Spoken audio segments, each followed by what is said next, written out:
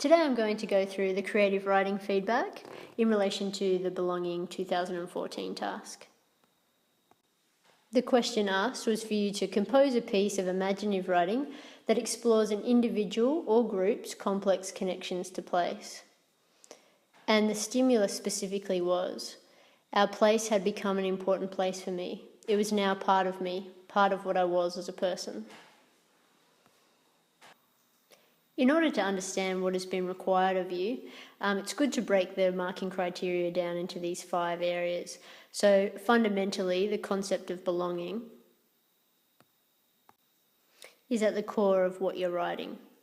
But around that, the way that you write that relates to your control of language, particularly your structure. One that enables you to deliver your content that's imaginative and engaging, also appropriate to audience, purpose and context.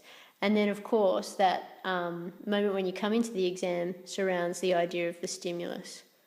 So that quotation and that concept of place.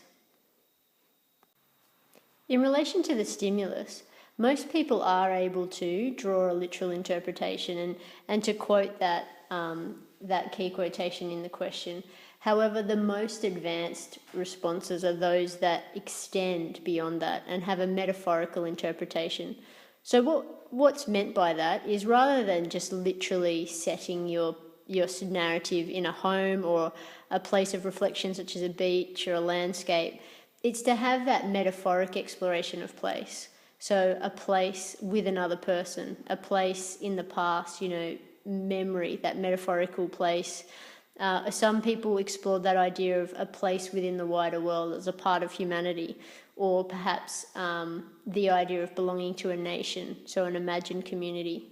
And these are the things that will extend your work beyond the literal.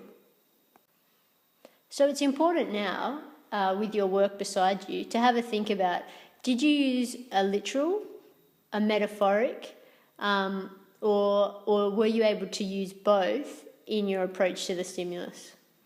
Then I want you to decide whether you think this was the most effective use, and then plan what will you do in your trial examination.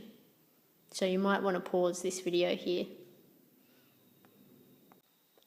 In terms of developing a story that's both imaginative and appropriate to audience and context, these 2 criteria points are really looking at subject matter. So if your subject matter was in this category, I really encourage you to rethink what you're writing about. And that's usually for 2 reasons. Either what you're writing about isn't very imaginative, such as a school story, or it's overly imaginative. So it's a place that would be quite difficult to write about, to imagine, or it might have things that are quite unbelievable, such as recovering miraculously from a car crash, etc.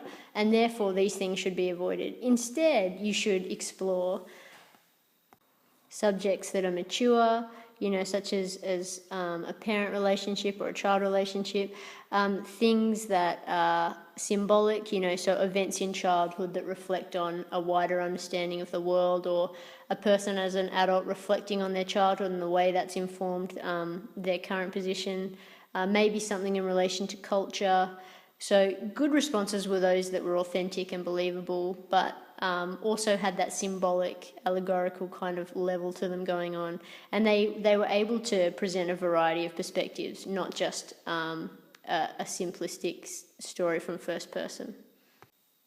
So take a moment again and just pause this video and think about whether your subject matter was realistic and engaging. Decide whether you think it was the most effective use of subject matter, and then plan what you will do in the trial exam and the HSC from that. Aside from the concepts and the subject matter within your story, it's really important to demonstrate that you are able to handle form. And that's through your control of language and structure. So in particular, really good responses in this task often had a motif, something that framed their narrative, the beginning, middle and end. If you think back to your studies of the black balloon in year 11, that motif of learning to swim that appeared at the beginning, middle and end, and it was symbolic, trying to say that not only was there a physical growth, but there was an emotional and social growth. Furthermore, imagery, a consistent use of tense. So if you're telling a story in the past, then make sure that you carefully do that, and also the inclusion of dialogue, letters, memories, things to break up your narrative and help transport it through past and present.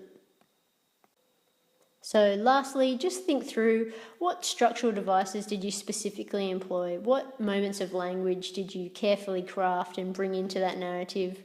And then decide whether you thought that did work, or maybe some aspects did and you'd like to further improve that, and therefore plan what will you do for your trial exam in the HSC. All the very best.